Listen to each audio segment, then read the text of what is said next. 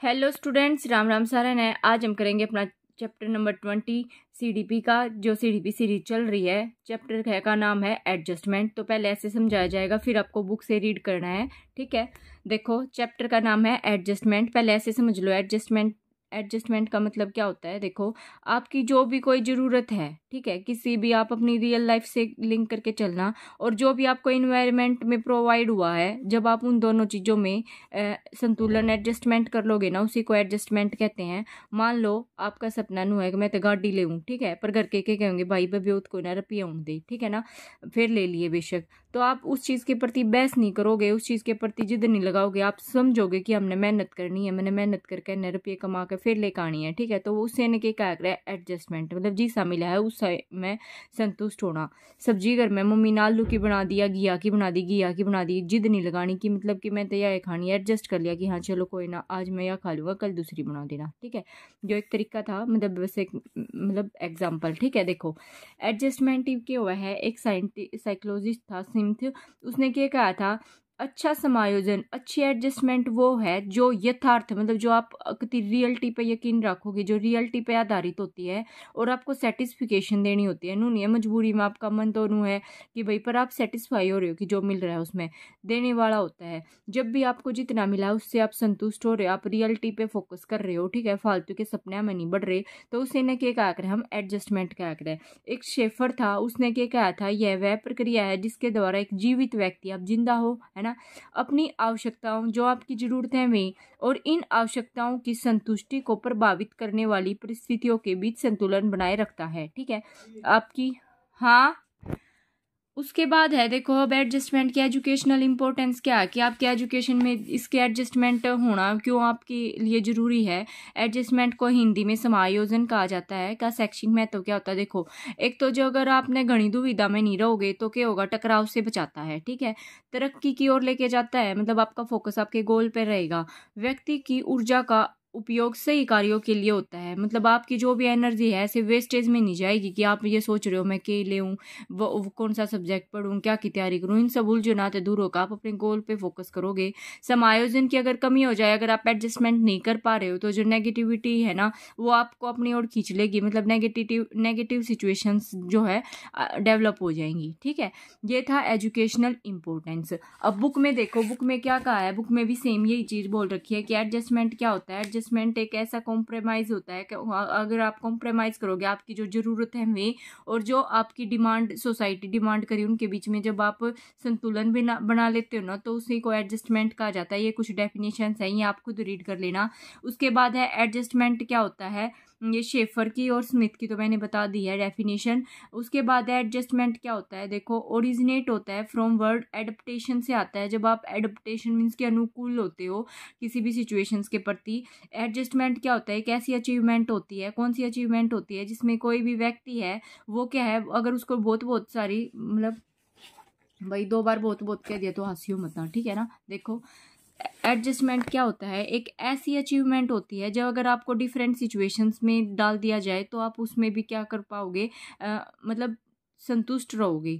ऐसा नहीं है कि भाई आप हड़बड़ा जाओगे कि यो क्या हो गया, स्ट्रेस में नहीं जाओगे। जो करीब आजकल बाढ़ आ रही है, तो जिसने संतुष्ट रहना है तो उसको ये पता है कि भाई भगवान ने जो करना है वो तो करेगा, सास चाहे बाढ़ आए तो जाओ, चाहे नू जाओ, जिसके जाने होंगे वे नू भी जाओगे। तो अगर आप ऐसे सोच के मतलब संतुष्ट हो कि मतलब ऐसा नहीं हो कि आप दूसरे को देख के जल रहे हो, आप ऐसा देखो कि पंजाब वाले लोग हैं, हरियाणा वाले हैं, ये संतुष्ट हो रहे होंगे कि भाई कम से कम अपने घर पे सेफ तो है ना, ठीक है ना।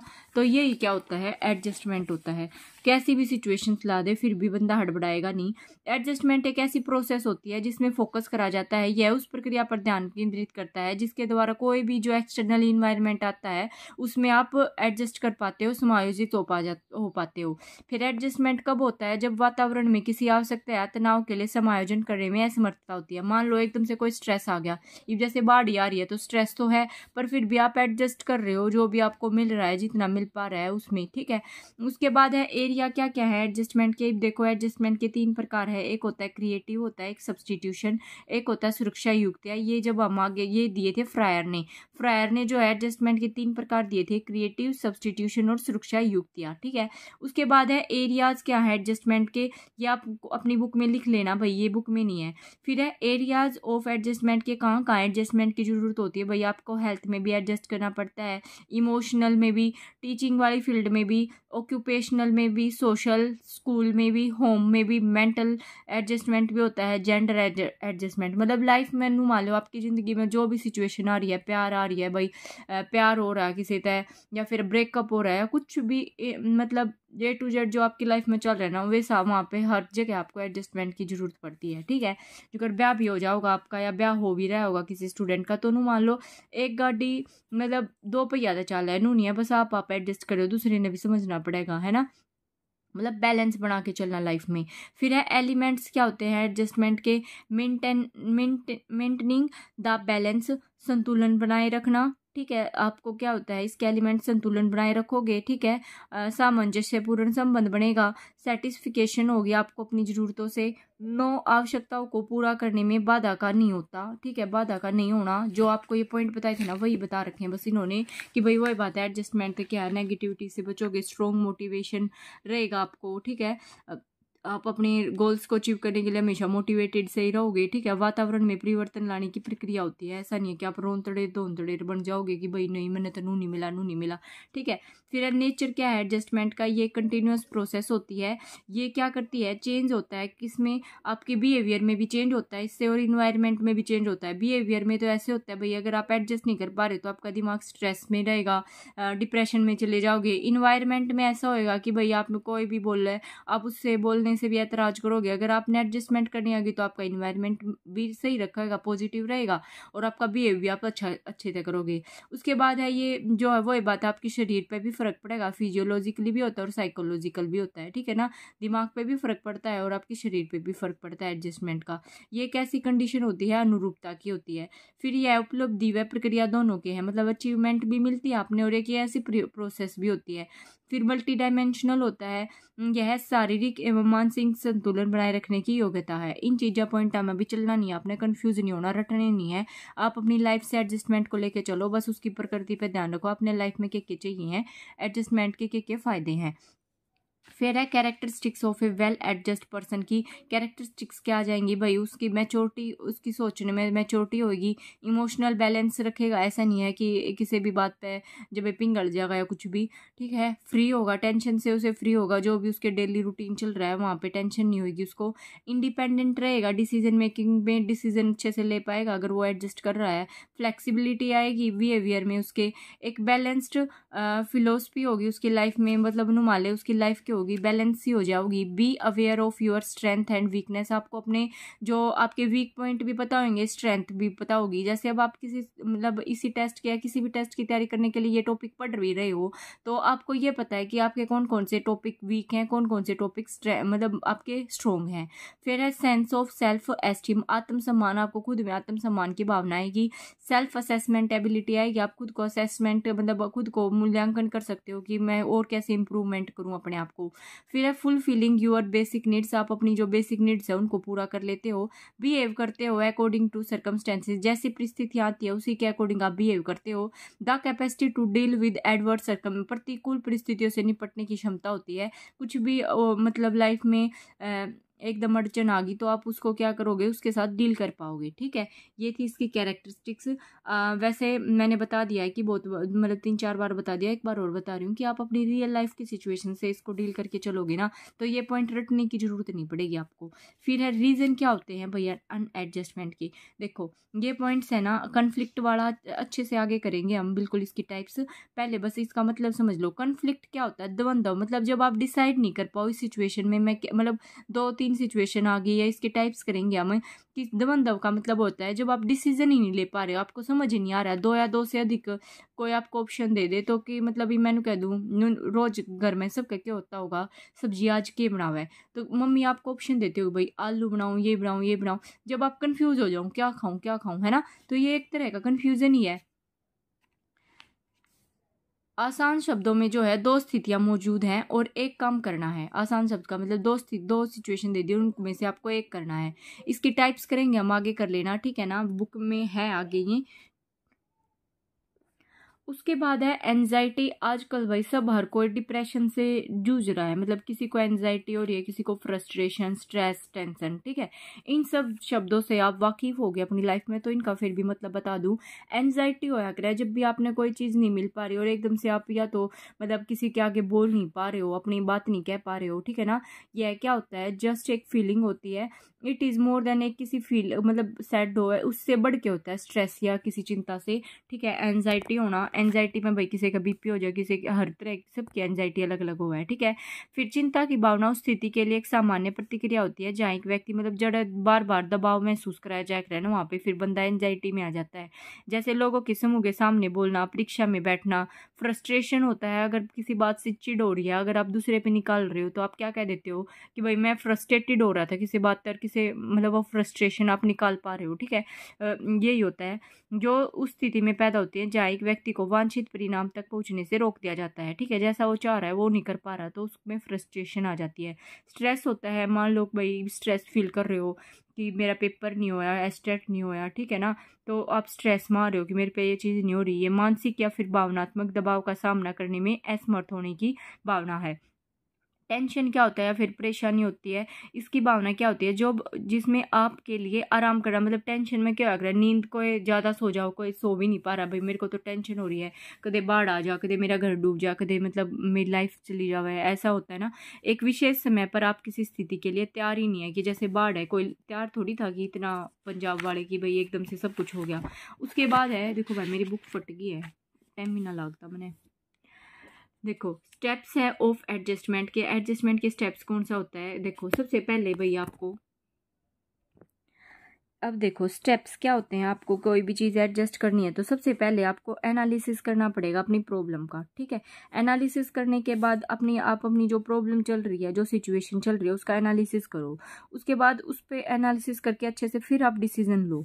फिर है उसका क्या है, एग्जीक्यूट करो उसको डिसीजन लेने के बाद कि मेरे को इसको ऐसे करना है, ठीक है। मान लो कोई भी सिचुएशन आ गई आपकी लाइफ में, ठीक है, पैसों की कमी हो गया, कुछ होगी, तो आपको डिसीजन लेना पड़ेगा। फिर आपको वो चीज़ एग्जीक्यूट करनी पड़ेगी, जो आपने डिसीजन लिया उसको अप्लाई करना पड़ेगा, ठीक है। अब है मेथड ऑफ एडजस्टमेंट के। मेथड करेंगे, एक होता है डायरेक्ट, एक होता है इनडायरेक्ट। मोस्ट इंपॉर्टेंट है, इस पर लिख लेना बेशक, मोस्ट इंपॉर्टेंट है, आता ही आता है स्टेट में। आप जो मैंने अभी 2024 का स्टेट का प्रीवियस ईयर करवाया है वो देख सकते हो वहाँ पे, यहाँ मतलब इसमें से आया है। और जब भी आप सारे प्रीवियस ईयर करोगे ना तो यहाँ से तो इनडायरेक्ट वाले से क्वेश्चन बनता ही है, ठीक है। ध्यान से समझना यहाँ को, इसको मतलब देखो, एक होता है डायरेक्ट एडजस्टमेंट, एक होता है इनडायरेक्ट। डायरेक्ट में कौन कौन से हैं मैं यहीं पे समझा रही हूँ, ठीक है। देखो डायरेक्ट में तो क्या होता है, एक पर्सन ट्राई करता है अपने स्ट्रेस को कम करने के लिए थ्रो कॉन्शियस फॉर्म में, मतलब कौन कौन सी फॉर्म में, इस विधि में व्यक्ति चेतन स्वरूप से अपने तनाव को कम करने का प्रयास करता है। देखो कैसे, रिमूविंग द बैरियर, मतलब जो यहाँ यहीं पे समझा रही हूँ मैं, ध्यान से समझ लेना। रिमूविंग द बैरियर, जो बैरियर आ रहा है मतलब कोई भी बात आ रही है उसी को दूर कर दो आप। रिमूविंग द बैरियर का मतलब क्या हो रहा है, जैसे कि मान लो आप इस अब की बार वाला स्टेट एग्जाम नहीं दे पाए, ठीक है। मैं एक बार रफ में समझाना अच्छा मानती हूँ भाई, कि ताकि आपको बुक में ऐसे रटना नहीं पड़े। देखो रिमूविंग द बैरियर का मतलब क्या है, आप जो भी कठिनाई आ रही है ना उस बैरियर को ही दूर कर दो। बैरियर को दूर करने का मतलब क्या है, मान लो अब जैसे मेरा ये भैया स्टेट रह गया, अब 88 नंबर आ रहे हैं, या तो मैं इस पे रोने लग जाऊँ, रोती रहूँ, कुछ फ़ायदा थोड़ी है, क्लियर थोड़ी हो जाएगा। बट एक मोटिवेशन या फिर एक पॉजिटिविटी ये है कि अब की बार नवंबर दिसंबर 3 महीने बाद फिर से है, तो क्यों ना मैं रोने के बजाय या स्ट्रेस की बजाय इसकी तैयारी करूँ, ताकि 3 महीने में मैं और अपने जो मेरी कमी रहेगी उनको पूरा कर पाऊँ। तो यही क्या होता है रिमूविंग द बैरियर, मैंने बातों को ही दूर कर दिया कि भाई कुछ नहीं, अब को छोड़ तू अगले की अच्छे से तैयारी कर। फिर है अल्टरनेट वे, मान लो एक काम नहीं कर पा रहे, आपने काम किया, ठीक है, उस तरीके से नहीं हो पा रहा, आप अपना तरीका बदल के देख लो भाई। मान लो कोई टॉपिक आपको समझ नहीं आ रहा है, मेरी वीडियो से या किसी से नहीं समझ आ रहा, तो दूसरे तरीके से समझ लो। आपने खुद से सेल्फ स्टडी से सोचा मैं ये टेस्ट कर लूँ, फिर कोचिंग ले लो अगर नहीं हो पा रहा तो, ठीक है। फिर है सब जैसे आपने एडजस्टमेंट खुद से बुक से रीड करने की कोशिश की, आपको ये बोरिंग लगा, एक पेज भी नहीं पढ़ पा रहे, फिर आपने मेरी वीडियो देखी या किसी की भी वीडियो देख के आपने समझा, तो आपका इंटरेस्ट डेवलप हो गया, ठीक है। ठीक है। यही क्या हो गया, अल्टरनेट वे हो गया। सब्सटीट्यूशन ऑफ द गोल, मान लो अगर आप सब्सटीट्यूशन का मतलब होया करे एक मतलब सब्सटीट्यूशन का मतलब जो मैं ब्लू पेन ले रही हूँ तो इसकी जगह ब्लैक ले लिया, मतलब एक की जगह दूसरी उसमें चला जाना। अगर आप कोई आईपीएस की तैयारी कर रहा है या आईएएस किसी की तैयारी कर रहा है तो आप उसमें क्लियर नहीं कर पा रहे तो आप दूसरे टेस्ट का मतलब इससे नीचे वाले लेवल के टेस्ट दे लो, एचसीएस का दे लो, सीजीएल का दे लो, मतलब कुछ और दे लो जो इससे रिलेटेड सा भी हो। तो उसके बाद है गेटिंग अटेंशन। कई बार क्या होया करे, गेटिंग अटेंशन का मतलब क्या होया करे भाई, मान लो आप मतलब फेल होने वाले हो। कई बालक क्या होया करे, स्कूल क्लास में देखा होगा, आप अपनी क्लास की बात याद रखो, एक आधा बालक है ना चमचा होया करता टीचर का, डस्टर लिया हूँ, पेन लिया हूँ, ताकि उसके रिजल्ट में या फिर उसमें थोड़ा बहुत उसने पार्शियलिटी मिल जाए, कुछ भी उसका नहीं आया करता हाँ इस बालक की मीर ले लो, तो वो उसने बेरा कि वो फेल होगा तो उसका वो क्या करेगा, अपना ध्यान दूसरी जगह खींच लेगा, है ना, ताकि वो टेंशन ले सके कि हाँ ये बच्चा तो अच्छा है। फिर है analysis and decision. Analysis and decision का मतलब क्या है, पहले आप एनालिसिस करो अच्छे से कि आपकी को प्रॉब्लम कहाँ आ रही है। मान लो अगर आपने भाई अभी एचटेट का दिया भी होगा या फिर जो देने वाला है, मतलब कोई भी आपने पहले भी एग्जाम दिया होगा, पहला उसका एनालिसिस करो, उसके PYQ देखो, या जो आपने टेस्ट दिया कौन कौन से आपके टॉपिक वीक रह गए, टाइम की कमी रह गई, तो उस टाइम को अगली बार स्पीड से करने की कोशिश करो। तो एनालिसिस करने के बाद आपको डिसीजन लेना है और फिर उसको क्या करना है, अच्छे से आपको क्या अपनी उस पर एग्जीक्यूट करना अपने काम में, ठीक है। अब मैंने ये इनको समझा दिया है, देखो बिल्कुल यही बातें लिखी मिलेंगी आपको, ये खुद से पढ़ लेना भाई, मैंने समझा दिया है, ठीक है ना। देखो मैंने एक बार बुक को ऐसे दिखा रही हूँ। उसके बाद है इनडायरेक्ट। इनडायरेक्ट वाले ये वाले मोस्ट इंपॉर्टेंट है। इनडायरेक्ट मतलब इस विधि में क्या करता है, उसमें तो व्यक्ति दिमाग लगा के मतलब चेतन रूप से वो चीज़ कर रहा है, कॉन्शियस रूप से, इसमें अनकॉन्शियस फॉर्म में जो है वो अपने स्ट्रेस को कम करने की कोशिश करेगा। ये इसके टाइप्स हैं, देखो repression, regression, projection, reaction, formation, sublimation, ये सब हम क्या करेंगे अभी पढ़ेंगे डिटेल में, ठीक है। देखो पहले आपको नोट से करना है फिर बुक में देखना, ठीक है। देखो डिफेंस मैकेनिज्म, इसी को डिफेंस मैकेनिज्म बोलते हैं। सिगमंड फ्राइड था और उनकी बेटी थी अन्ना फ्राइड, उनके द्वारा जो है अनकॉन्शियस जो युक्ति को है ना एक स्ट्रेटजी के रूप में संदर्भित करता है, ठीक है। अनकॉन्शियस अचेतन युक्ति को है ना एक रणनीति के रूप में संदर्भित करता है। जो चिंता होती है और अस्वीकार्य जो आपके मतलब भाई मेरे को ये चीज़ एक्सेप्ट ही नहीं है, उनको कम करे, जो आपकी चिंता को कम करे और आपकी कोई चीज़ आप एक्सेप्ट नहीं कर पा रहे हो उस चीज़ को उस चीज़ से निकालने में मदद करे। मन को चिंतित विचारों या भावनाओं से बचाए, ठीक है। छेड़छाड़ और विस्थापित घटनाओं या कार्यों को संभालना, ठीक है। मतलब एक तरह से आपको स्ट्रेस से दूर करना, डिप्रेशन से दूर करना, उनके लिए उन्होंने स्टेप्स बताए थे। देखो सेवरल डिफेंस मैकेनिज्म होते हैं। सबसे पहला है रिप्रेशन। रिप्रेशन क्या होता है, दमन करना, मतलब चीज़ों को आप क्या करो, चीज़ों को अंधेरे में डालना। जैसे भाई आपकी माँ होगी, मम्मी होगी, पापा होगी, आपकी इच्छाओं के लिए वे अपनी जो इच्छाएं होती हैं ना उनको अंधेरे में डाल देते हैं, उनको भूल जाते हैं कि मेरे को ये चीज़ करनी नहीं, मैं अपने बच्चे के लिए कर दूँ, ठीक है। या तो आप उस सिचुएशन को रिप्रेशन में डाल दो, दमन ही कर दो। मतलब मान लो आपका कोई सपना है भाई, मैंने कह दूँ मेरे को तो वही वाला सूट चाहिए, पाकिस्तानी सूट चल रहे हैं, मेरे को तो वही चीज़ चाहिए, तो क्या करो आप वही करके समझा रहे हैं तो क्या होगा, एक टाइम पे छोड़ना है, मना नहीं कर रहा, आप अपनी उस विश को ही खत्म कर रहे हो, ठीक है। फिर है डेनियल। डेनियल का मतलब होया कर अस्वीकार, अनप्लीजेंट, जो बाहरी वास्तविकताओं को नज़रअंदाज किया जाता है। जो बाहर की जो रियलिटी है ना, मतलब मान लो कोई प्रॉब्लम आ रही है, ठीक है, आपके साथ कोई मिस हैपनिंग होगी और बार बार लोग आपको उस चीज़ के लिए पिंच कर रहे हैं, बार बार आपको स्ट्रेस में लेके आ रहे हैं कि ये मेरे बारे में ये कह रहा है, आप क्या करो, बार वाले तो वास्ता ही खत्म कर दो, उनकी जो भोग रहे हैं भोगने दो, ठीक है ना। ये क्या हो जाता है डेनियल। फिर है रिग्रेशन। रिग्रेशन होया कर वापसी, विकास के एक पुराने चरण पर लौटना, मतलब विकास के रिग्रेशन होया कर वापसी। देखो रिग्रेशन का मतलब क्या होया है, इसका मतलब होया कर, देखो इसमें पढ़ ले सकते हो आप। एक रिप्रेशन हमने कर लिया, इसमें दे रखा है। रिप्रेशन का मतलब क्या होता है कि जो भी एंजाइटी या चिंता होती है उसको उत्पन्न करने वाले व्यवहार को पूर्णतया क्या है, आप खारिज कर रहे हो, कि भाई आप दमन कर रहे हो, कि जो भी आपको चीज़ स्ट्रेस दे रही है ना, मान लो किसी चीज़ से आपने स्ट्रेस हो रहा है, किसी बंदे से आप बात कर रहे हो नहीं करना चाह रहा, तो उससे उम्मीदें छोड़ दो आप, तो ये एक तरह से दमन कर दिया, मतलब आपने वो अपनी चिंताएं छोड़ दी, ठीक है। फिर रिग्रेशन में क्या है, इसका अर्थ है पीछे जाना या अतीत में लौटना। जब आप अतीत में लौट जाते हो, इस प्रक्रिया में एक व्यक्ति क्या होता है, मानसिक संघर्ष और तनाव से खुद को बचाने के लिए अपने प्रारंभिक बचपन या शिशु प्रतिक्रिया में वापस आ जाता है। जैसे मतलब देखो मान लो आपकी लाइफ में, यहाँ पे समझा देती हूँ मैं आपको रिग्रेशन क्या होता है। रिप्रेशन तो समझ आ गया होगा, इसी को देखो रिग्रेशन क्या होता है। मान लो अभी लाइफ में कोई प्रॉब्लम आ गई, ठीक है, बहुत बड़ी प्रॉब्लम लग रही है आपको। आप उस प्रॉब्लम को बचने के लिए आपको स्ट्रेस हो रहा है बहुत ज़्यादा, ठीक है, भाई मैं क्या करूँ, मैं क्या करूँ, ठीक है। तो आप क्या करोगे, आप अपने दिमाग में उन अच्छे दिनों के बारे में सोचोगे। देख एक टाइम ही सा भी था, ये पंजाब वाले के सोच रहे होंगे, मैं वहीं का इन करंट की सिचुएशन का। देख कई अपने सब ने अपनी लाइफ में प्रॉब्लम मतलब नु रहा करे, मेरी लाइफ खराब है दूसरे की बेटर है, तो दूसरे तक कंपैरिजन करके आप खुद ने सेट कर लो। इवे के सोच रहे होंगे हमारी पहला की लाइफ बहुत बढ़िया थी, के बरा कित धक्के खाने पड़ रहे हैं, है ना। तो एक तरीका है, या फिर नु मान लो अगर जो छोटा बच्चा है या फिर बूढ़े हो जाए लोग, तो आप अपने दादा दादी की बात सुनोगे तो हमारे टाइम पे नू होया करदा, हमारे टाइम पे नू होया करदा, इब नू हो गया, ठीक है। वे अपने पहला के अच्छे दिना ने याद करे जावे हैं। इसी को क्या कहता है, कहते हैं रिग्रेशन, कहते हैं आप स्ट्रेस से तो बच जाओगे। फिर है रिएक्शन फॉर्मूला। रिएक्शन फॉर्मूला क्या कहता है, देखो रिएक्शन फॉर्मूला क्या होता है, किसी की सच्ची भावनाओं के विपरीत व्यक्त करना, मतलब प्रतिक्रिया गठन। रिएक्शन फॉर्मूला होता है किसी की जो ट्रू फीलिंग्स हैं उनके विपरीत आप जब रिएक्ट करते हो। देखो रिएक्शन फॉर्मेशन क्या होता है, अब ये मत सोचना प्रोजेक्शन नहीं करवाइए, आगे बताऊंगी। पहले देखो रिएक्शन फॉर्मेशन क्या होता है। ऑल कोल्ड, इसको रिवर्सल फॉर्मेशन कहते हैं। मतलब behaving exactly the opposite of an underlying या इम्प्ली। मान लो कोई बालक मतलब लड़का कह रही हो, लड़की हो, मतलब आपने कोई बंदे का मतलब नू नहीं आख रहा मुंह में राम बगल में छुरी, किसी बंदे तो ने देख कर आपको जब छोट जाए यो क्यों आ गया, यो मारते क्यों बोल रहा है, ठीक है, उसके आगे तो फिर भी आपने अच्छे से रहना पड़ेगा, उसके पीठ पीछे उसकी चुगली करने लग रहे हो, तो इसी को क्या कहते हैं, रिएक्शन फॉर्मेशन। फिर है डिस्प्लेसमेंट। डिस्प्लेसमेंट का मतलब होया करे किसी और पर फ्रस्ट्रेशन या फिर आपके जो फीलिंग है उनको बाहर निकालना। मतलब कई बार नहीं होया करे, ये आप अपने मम्मी पापा थे तो मार नहीं सकते, डांट नहीं सकते, तो जिन पाप का जोर लगेगा उन पाप छू उतारोगे, तो डिस्प्लेसमेंट हो गया। प्रोजेक्शन क्या हो गया, आपका मन तो शांत हो जाएगा। प्रोजेक्शन क्या होता है, दूसरों के लिए एक अस्वीकार्य व्यवहार में भाग लेना। भाई आप नहीं चाह रहे कि मैं मतलब सिलाई सीखूं, फिर भी करके जबरदस्ती सीख ले, तो उसमें मतलब उनकी खुशी के लिए कहीं पे जाना कि मेरे को जाना है, ठीक है, तो उनके लिए एक अस्वीकार्य व्यवहार में भाग लेना।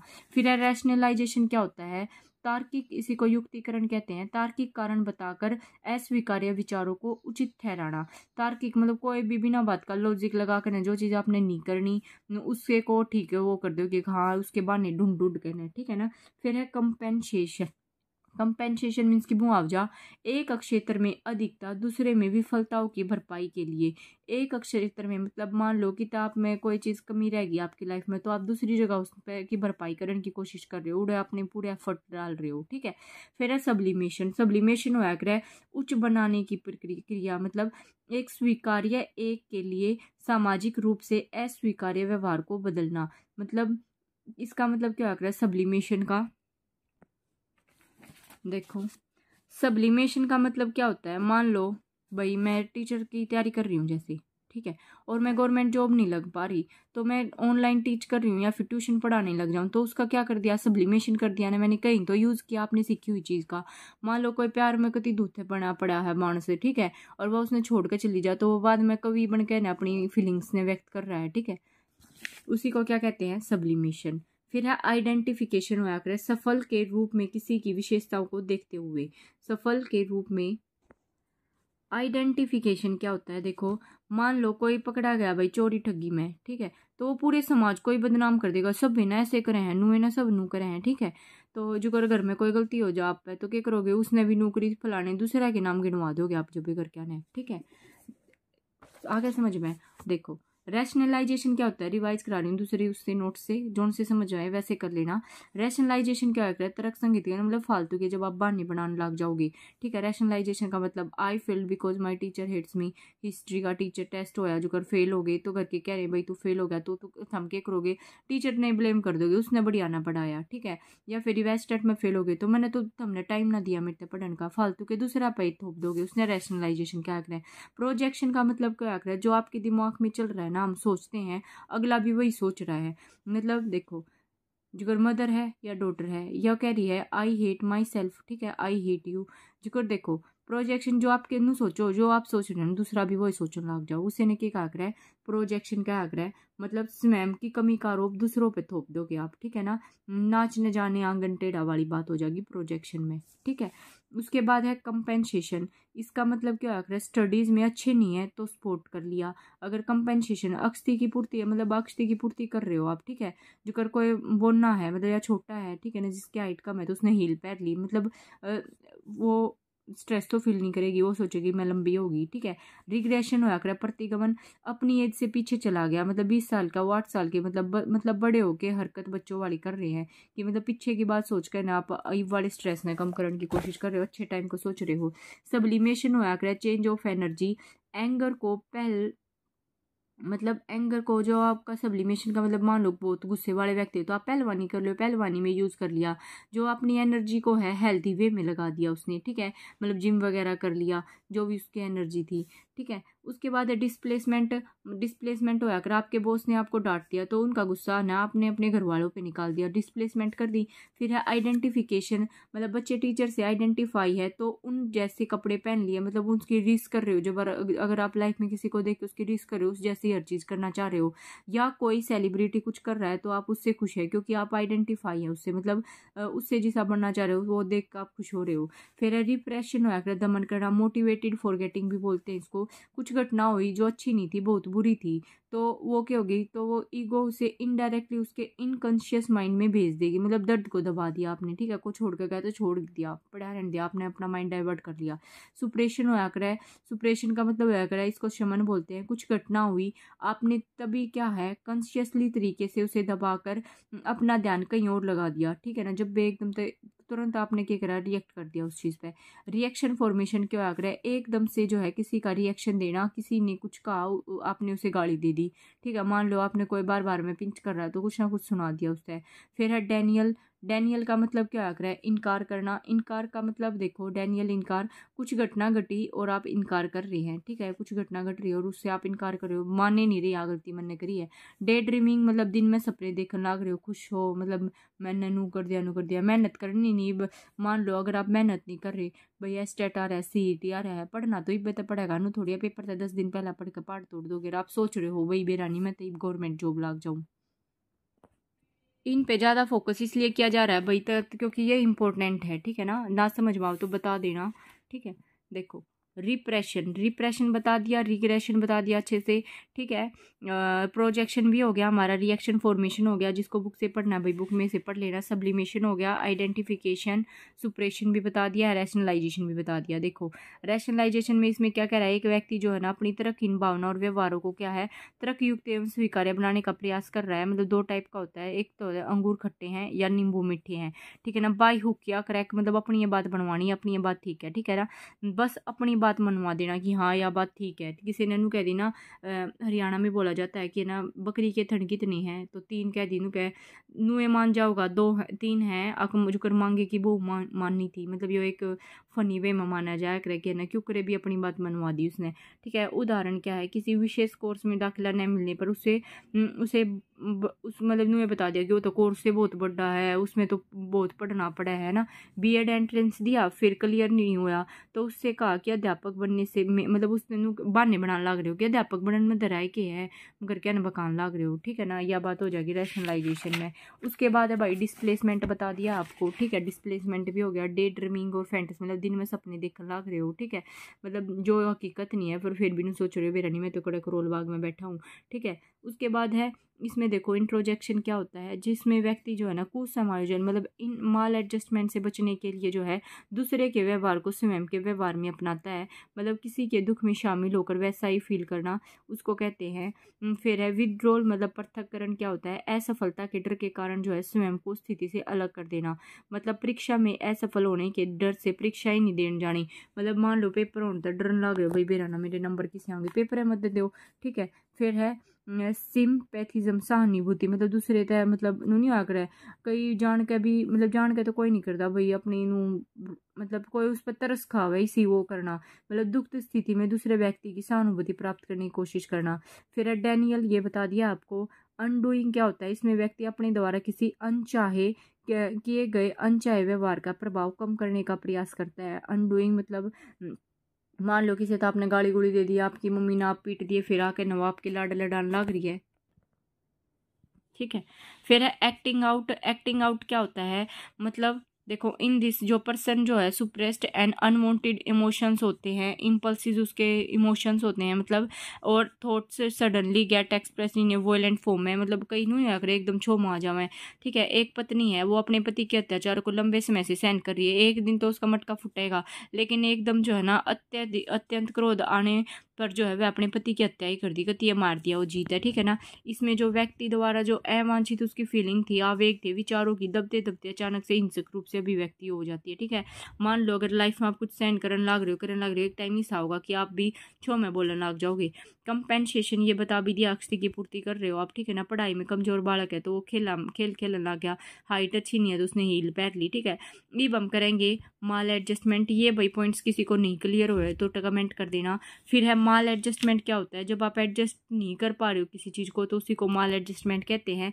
इट इज़ अपोजिट होती है, द स्टेट ऑफ एडजस्टमेंट की स्टेज से अपोजिट होती है। ठीक है, इट इज़ इन, पहले वैसे समझ लेते हैं। देखो ऐसे समझ लो पहले, आपको अच्छे से समझ आ जाएगा। देखो माल एडजस्टमेंट क्या होता है, जेम्स ट्रेवर ने क्या था, यह व्यक्ति की वो दशा है जो अपने physical, occupational and social environment के साथ अनुकूलन नहीं कर पाता। मतलब कितने भी आप एडजस्ट ही नहीं कर पा रहे हो, आपको ये लग रहा है बेरानी में तो कित पैदा हो गया, मेरे साथ बहुत सारी प्रॉब्लम है। ठीक है, इसमें देखो 3 चीज़ें, ये मोस्ट इंपॉर्टेंट है, एक ईद, एक ईगो, एक सुपर ईगो। इनको समझना ध्यान से। देखो इन 3 घटकों में होने वाले असंतुलन के परिणाम स्वरूप ही क्या है, माल एडजस्टमेंट का उद्भव होता है। ठीक है, एक होता है ईद, एक होता है ईगो, एक होता है सुपर ईगो। ईद का मतलब होता है जो आपकी इच्छाएं होती है। इस पॉइंट को अच्छे से समझना, मैं फिर से बोल रही हूँ। ठीक है, मोस्ट इंपॉर्टेंट है हर टेस्ट के लिए। देखो ईद क्या होता है, आपकी जो इच्छाएं होती है, मतलब आपका मन है चॉकलेट खानी है। ठीक है, तो ये होगी ईद। ईगो क्या होती है, आपकी जो रियलिटी है कि आपके पास पैसे नहीं है, चॉकलेट तो खानी है पर आपके पास पैसे नहीं है, ईगो ये आ गई। मतलब या फिर आप डाइट पे चल रहे हो। ठीक है, सुपर ईगो क्या है, आपकी मोरलिटी, मतलब जो चीज होनी चाहिए मतलब बिल्कुल नहीं खानी। ठीक है, देखो आपका मन कर रहा है कि मैं चॉकलेट खाऊं, यह आ गई ईद। पर हकीकत यह है, ईगो यह है कि जो मतलब हकीकत पर यकीन करेगी, हकीकत बताओगी कि भाई तेरे पास पैसे नहीं है। सुपर ईगो क्या कहेगी, मत खा। ठीक है, यह चीज अच्छे के लिए अच्छी नहीं है, मतलब अपने आप ने भगाओगी। ठीक है, जब इन चीजों में बैलेंस नहीं होगा ना तो क्या होगा, माल एडजस्टमेंट आएगा।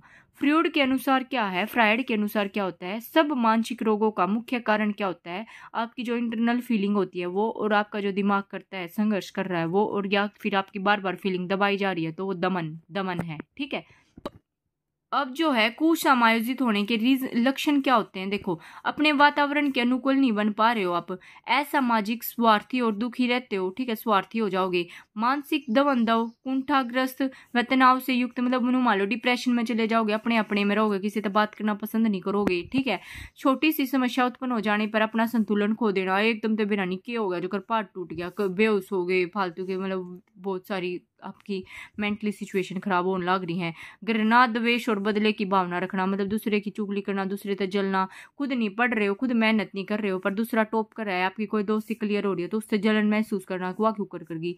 फिर काज क्या होते हैं, इसके रीजन क्या होते हैं, माल एडजस्टमेंट के फिजिकल रीजन भी हो सकता है, साइकोलॉजिकल भी हो सकता है, या फिर सोशियो कल्चर भी हो सकता है। आप दबा इतनी दिए समाज में तो आप डेवलप मतलब एडजस्ट नहीं कर पा रहे हो। साइकोलॉजिकल आपका दिमागी तौर पर कोई स्ट्रेस है और वहाँ पे फिर आपके एकदम से कोई सिचुएशन आ गई, इसलिए भी उसका फिजिकली, मतलब मान लो कि कोई भाई पैर तला चाह रहा है और उसका कोई मजाक उड़ान लग रहा है बार बार, तो फिजिकल रीजन भी हो सकता है कि आप वहाँ पे एडजस्टमेंट नहीं कर पा रहे हो।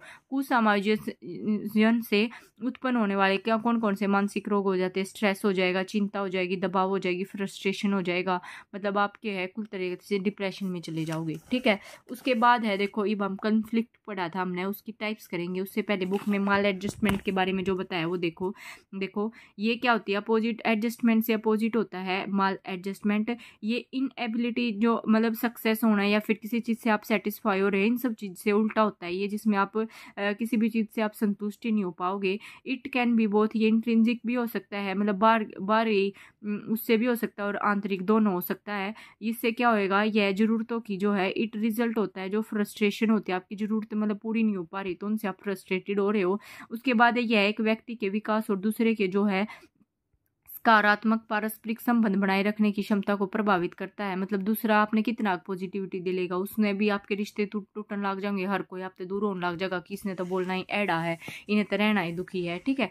उसके बाद देखो एक होता है सब्जेक्टिव फैक्टर, एक होता है ऑब्जेक्टिव फैक्टर। सब्जेक्टिव में कौन सा होता है, स्वयं व्यक्ति से जो संबंधित होता है, मतलब जैसे हेरिडिटी का मतलब भाई उसकी हेरिडिटी प्रॉब्लम है, हेल्थ प्रॉब्लम हो सकती है, उसकी कोई लेवल हो सकता है ऑफ इंटेलिजेंस का, ठीक है। फिर है ऑब्जेक्टिव में होता है व्यक्ति के जो इन्वायरमेंट से जो फैक्टर होते हैं, मतलब हो सकता है आपकी फैमिली से कोई इशू आ गया, गरीबी हो सकती है, जो आपका दोस्त कोई से एक आधा निकम्मा है, बैड कंपनी है, वो पीने लग रहा है दारू दूरू, वो आपसे भी पीना सिखा रहा है, ठीक है, पढ़ाने का गलत तरीका है।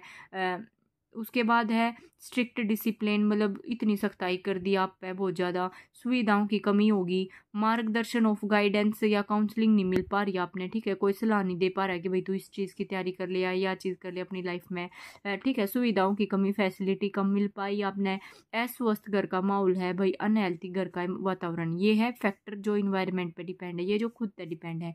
फिर क्या है कैरेक्टरिस्टिक्स, क्या है माल एडजस्टमेंट से जो बंदा है जिसमें जो एडजस्ट नहीं कर पा रहा है वो चिड़चिड़ा बिहेव करेगा, ठीक है, इमोशनली ओवर रिएक्शन कर देगा, ठीक है ना, और विचलित हो जाओगा, इमोशनली इमेच्योरिटी हो जाओगा, संवेगात्मक अपरिपक्वता, दिखावटी बिहेव करेगा, मतलब नुनु करे भीतर बेशक रोंदा रहो, बाहर अपने आस के दिखाना पड़ेगा। फिर है असामाजिक व्यवहार करेगा, एकांत में रहना वो उसने पसंद होगा, मतलब दूसरे से बोलना कम, मतलब चिढ़ेगा दूसरे से, बोलो ही मत मेरे से कोई, मानसिक विकारों से ग्रस्त हो जाएगा, नाखून काटना, मतलब नहीं अगर कहीं देखा होगा मुंह मांगली दे लेंगे, नाखून काटने लग जाएंगे अपने मुंह तय, तो इसका मतलब वो स्ट्रेस फील कर रहे हैं, अपना ही सिर पिटन लग जाओगे, बालों से खेलने लग रहे, बाड़ा मांगली पागला की तरह देने लग रहे हैं, स्थिर रहने में असमर्थता, मतलब एक जगह रुक ही नहीं पा रहे, नू नाचे जाएंगे कि एक जगह दूसरी जगह। ये देखो एक बार फ्रस्ट्रेशन और कर लो, फ्रस्ट्रेशन क्या होता है, फ्रस्ट्रेशन क्या है, मतलब नू देखो फ्रस्ट्रेशन आ रहा है तो मतलब बंदा कति टूट जाएगा, कति नू मान लो लौट गया धरती में, कति लौट कर मेरी तो यह चीज़ चाहिए, ठीक है। फ्रस्ट्रेशन एक लेटिन वर्ड है, लेटिन वर्ड है फ्रस्टा, जिसका मतलब क्या होता है व्यर्थ, इन वेन, जिसका मतलब क्या होता है व्यर्थ, ठीक है। फ्रस्ट्रेशन एक ऐसा इमोशन है, फ्रस्ट्रेशन एक तरह का एक इमोशन ही होता है। फ्रस्ट्रेशन का मतलब क्या होता है, इमोशनली जब आप टेंशन ले रहे हो, रिजल्ट दे रहा है from the blocking of A Dzire, जब आपने कोई ज़रूरत या फिर आपकी इच्छा पूरी नहीं हो रही तो वह जो टेंशन हो जाऊंगी ना उसे ना फ्रस्ट्रेशन क्या करें, बात गुड ने कहा था। सोर्स क्या होते हैं फ्रस्ट्रेशन के, इंटरनल मतलब आप खुद से कोई प्रॉब्लम माँ के ना अपनी इच्छा खुद नहीं पूरी कर पाए, एक्सटर्नल अगर क्या था कोई चीज़ देने की कही वो नहीं दे पाई तो एक्सटर्नल सोर्स हो गया। इंटरनल में कौन कौन से होया है, मतलब शारीरिक विकृति किसी भी व्यक्ति की, मतलब भगवान ने पैर या किसी भी चीज़ से लाचार कर रखे हो तो वो एक ही फिजिकली एबनॉर्मलिटी होगी। फिर है कन्फ्लिक्टेड डिज़ायर्स, आपकी ने अपनी इच्छा इतनी बढ़ा ली कि भाई आप अपने इनू नहीं देख रहे, आप कितना एग्जिस्ट कर रहे हो, ठीक है। फिर है इंडिविजुअल मोरलिटी, दूसरे तक कंपैरिजन इतना कर दिया, ठीक है ना। फिर है too high level of aspiration, बहुत उच्च स्तर की प्रेरणा, मतलब बहुत मतलब आसमान में जाना चाह रहे हो आप, ठीक है। उसके बाद है देखो भाई, उसके बाद है एक्सटर्नल, इसके सोर्सेज क्या हैं, एक्सटर्नल सोर्सेज में आएगा फिजिकल फैक्टर ऑफ इन्वायरमेंट, ठीक है। इन्वायरमेंट के फिजिकल फैक्टर कौन कौन से हैं, सोशल फैक्टर और इकोनॉमिक, ठीक है। आपकी जो मतलब समाज में भाई ये ले देख पे हो जाओ कोई दहेज से दुखी है, ये सब इसके एग्जाम्पल। ये है कन्फ्लिक्ट करेंगे पहले, अब हम देखो पहली बात है कन्फ्लिक्ट होता क्या है, ये देखो डेफिनेशन है। कन्फ्लिक्ट का मतलब दो या दो से अधिक चीज़ों में आपने कोई चीज़ चूज़ करनी है तो उसी ने क्या यार कन्फ्यूज हो मैं क्या चूज़ करूँ, उसी ने कन्फ्लिक्ट क्या करें, इसकी टाइप करेंगे, डेफिनेशन से आप खुद से पढ़ लेना, रीड ही करनी है। देखो कन्फ्लिक्ट की टाइप्स में क्या, देखो कर्ट लेविन था 1935 में, इसने और एक बहुत सारे थे उनने क्या करा था, अन्य ने 4 प्रकार के मोटिवेशनल कन्फ्लिक्ट बताए हैं, ठीक है। बुक में बस 2 ही हैं, वैसे 3 दे रखे हैं, वैसे ये 4 होते हैं, लिख लेना, ये 4th वाला जो सा नहीं है। एक होता है approach conflict, avoidance conflict, approach avoidance conflict और मल्टीपल अप्रोच अवॉइडेंस। तो सबसे पहले आपको अप्रोच का मतलब पता होना चाहिए। अप्रोच का मतलब है किसी काम को करने या सोचने का जो चिंतन करने का आपका तरीका क्या है, ठीक है। फिर है अवॉइडेंस मतलब बचाओ, मान लो कोई चीज़ एन एक्ट और प्रैक्टिस हो रही है ऑफ अवॉइडिंग और विदड्रॉइंग फ्रॉम समथिंग, मतलब किसी भी चीज़ को वही मतलब अगर वह चीज़ दुख दे रही है तो उससे बचने की कोशिश कर रहे हो, बचाओ, ठीक है। अब है देखो अप्रोच ये पॉजिटिव होता है, ये भी अप्रोच मतलब पॉजिटिव होता है, बचाओ मतलब किसी चीज़ से बच रहे हो आप, वो नेगेटिव होता है, ठीक है। ये कम स्ट्रेसफुल होता है, in the comparison of in मतलब इन तीन के कंपैरिजन है। फिर है each of the choices are positive, सारी चॉइसेस में मतलब इसमें भी पॉजिटिव चॉइस है, इसमें भी पॉजिटिव, दोनों पॉजिटिव, उनमें से एक चूज करनी है। या तो आप मतलब घर वाले कह दे या तो तू फोन ले ले या फिर कितना घूम ले, दोनों चीज चाहिए पर आपने, ठीक है। Usually resolving by making a decision, ठीक है, आपको डिसीजन लेना है तो इनमें दोनों में कन्फ्यूजन नहीं रहेगा आप, ठीक है, दो में फंस गए। अवॉइडेंस कन्फ्लिक्ट में मतलब दोनों नेगेटिव है। मोर स्ट्रेसफुल, ज़्यादा स्ट्रेस होगा भाई, दोनों ही नेगेटिव है पर चूज़ करना जरूरी है। नाइदर चॉइस इज़ पॉजिटिव, मतलब आप पॉजिटिव वाला है ही नहीं तो चूज़ कितना करोगे। Resolve by making a decision, resolve कब होगा जब आप कोई डिसीजन ले लोगे। मान लो एक तरफ मैंने को मैथ लेना है, एक तरफ मैंने को मतलब एक तरफ मतलब मैथ लेना है कह दूँ मैं, एक तरफ आपने कोई और भी बोरिंग सब्जेक्ट दे दिया आपने, ठीक है ना, उसकी तैयारी करनी है आपने, तो उसमें क्या आ जाएगा, अवॉइडेंस आ जाओगा। जुगर करके नू कह दें, या तो फिर मतलब अपने दादा गिला, दादा ने घुमा लिया कितने, ठीक है, मतलब कितने जाना नहीं चाह रहा आप दादा गिला, मतलब ऐसी जगह पे जा रहा है वो, या फिर तू स्कूल में जा, दोनों ही नेगेटिव वाले पे आ गई, ठीक है, तो चूज एक करना है आपने। उसके बाद है भाई अप्रोच अवॉइडेंस कन्फ्लिक्ट, मतलब यो एक पॉजिटिव है एक नेगेटिव है। Occurs when a choice has both positive और एंड नेगेटिव एस्पेक्ट्स, दोनों मतलब या तो पॉजिटिव मिल रहे हैं नेगेटिव।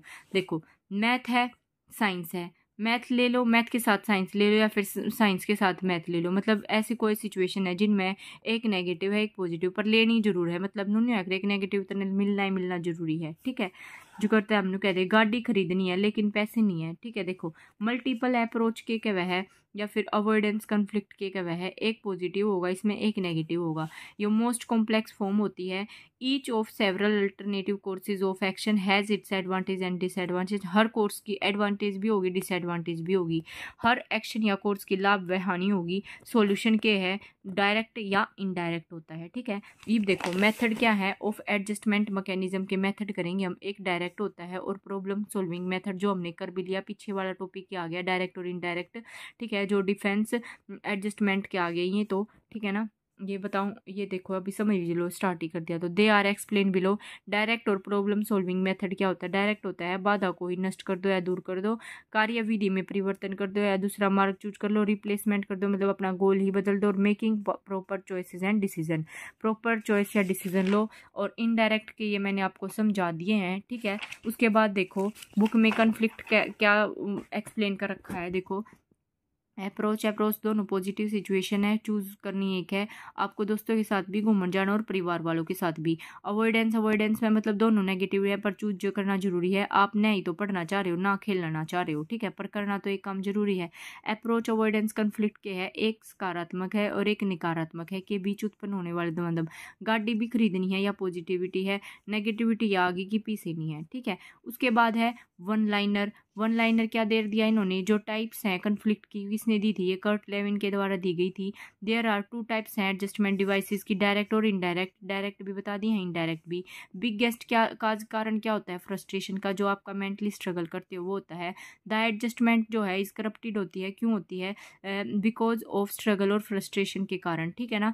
मतलब देखो जब भी आप एडजस्ट कर पा रहे हो पर आपका स्ट्रगल बहुत ज़्यादा है भाई, टेस्ट क्लियर ही नहीं हो रहा, फ्रस्ट्रेटेड हो जाओगे उस चीज़ पर, वो क्या हो जाएगी, एडजस्टमेंट को कब तक एडजस्ट कर पाओगे, ठीक है। एडजस्टमेंट क्या होती है, ओरिजिनेट होती है कहाँ से, from the biological term adaptation से, but psychologist use this term for varying condition. देखो समायोजन की अवधारणा वैसे तो बायोलॉजिकल टर्म से उत्पन्न हुई है, परंतु जो साइकोलॉजिस्ट है इस शब्द का उपयोग बदलती स्थिति के लिए करते हैं कि कंडीशन को चेंज कर दो, ठीक है। यहाँ पे ये चैप्टर कवर होता है, जिसको भी नहीं समझ आया हो भाई कोई टॉपिक, ठीक है, मतलब आप कमेंट जरूर करा करो, आपका हर कमेंट मेरे लिए बहुत ही मोटिवेटेड होता है आगे अपनी और वीडियोस लाने के लिए। Thank you so much.